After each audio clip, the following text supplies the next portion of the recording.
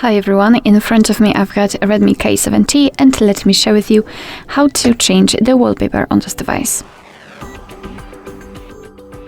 Let's start with opening the settings, and here we have to scroll to find the wallpaper section. Let's tap on it. Of course, give all the permissions it needs, just tap on agree. And as you can see here, we've got the whole wallpaper and personalization section.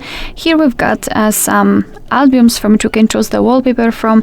At the very bottom we've got system wallpapers, so those are pre-installed ones. As you can see, we've got quite a lot of pretty options from which we can choose. So of course you can pick something from those options. There we've got something like super wallpapers, so here we've got snowy peaks, geometry, or faraway rings. Basically you will have to download them.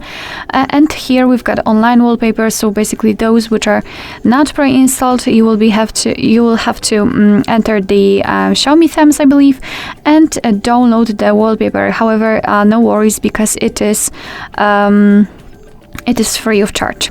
So let me choose maybe something from those options, and I really like this one. So let's simply tap on the wallpaper you'd like to use. Let's tap on the preview. And as you can see, this is how our photo will look like. As you can see, you can slightly change the position of the photo.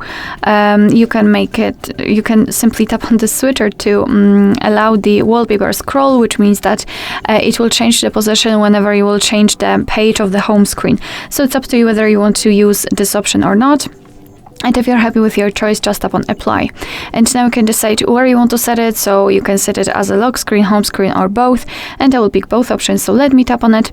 And here the information about the wallpaper carousel. It's up to you whether you want to use it. I don't want to. So let me just turn off the wallpaper mix. And now we can go back and check. And as you can see, the wallpaper has been applied successfully. Alright, so that will be all. Thank you so much for watching. I hope that this video was helpful, and if it was, please hit the subscribe button and leave the thumbs up.